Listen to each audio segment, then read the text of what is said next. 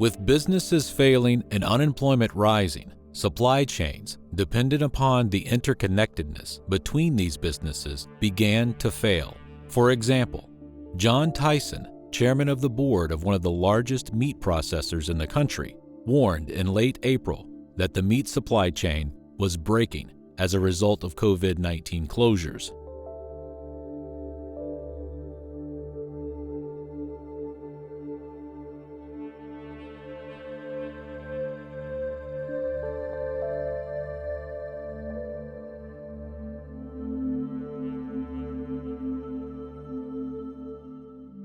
And it's not just meat. Farmers throughout the country have been forced to dump their products. At the same time, cash-strapped Americans are lining up at food banks.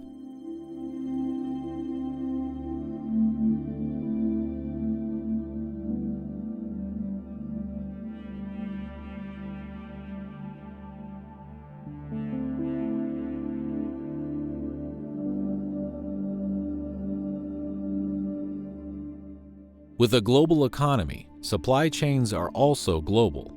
Lockdowns in the U.S. and throughout the world have caused disruptions in international supply chains. According to an April survey conducted by the Institute for Supply Management, multiple regions throughout the world were experiencing severe supply chain disruptions.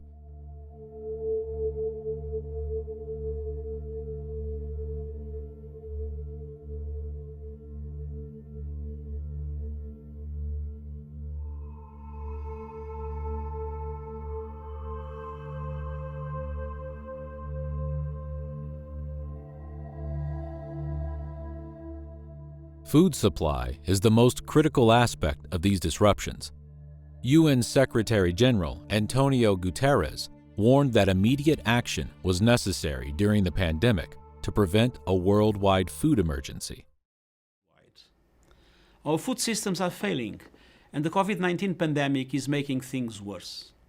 Unless immediate action is taken, it is increasingly clear that there is an impending global food emergency that could have long-term impacts on hundreds of millions of children and adults. These disruptions are in the self-interest of the left. In economic chaos lies political opportunity. Democratic governors and mayors will seek to extend the lockdowns as long as possible, independent of any real scientific rationale, so as to inflict as much economic and psychological damage as possible. At the same time, the left is striving to take down the economies of the world, and in truth, capitalism itself. It is taking measures to install socialism. New York Governor Andrew Cuomo publicly opined that during the pandemic crisis, it is time to reimagine society in all its facets.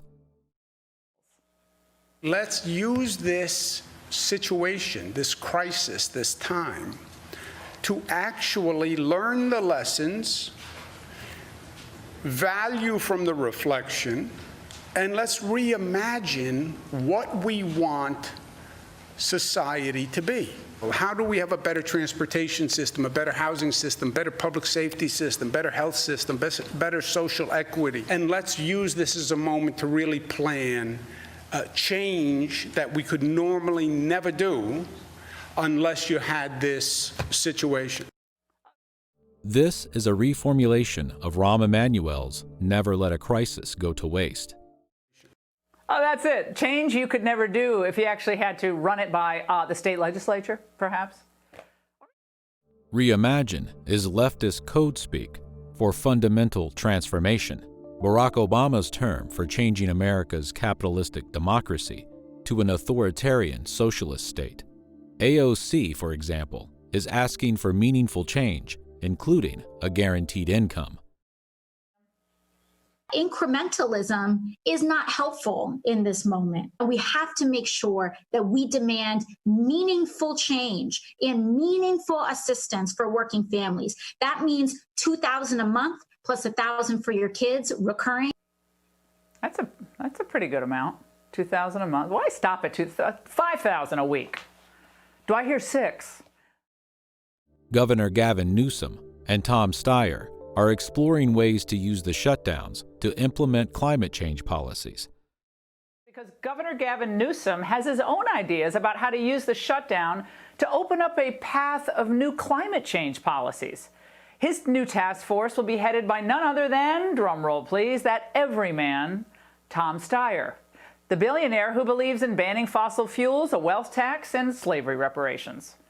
He says the goal of the task force is to recover as fast and as safely as possible from the COVID-19-induced recession and to create a fair, green, and prosperous future that remedies some of the injustices which this COVID-19 pandemic has revealed in our society.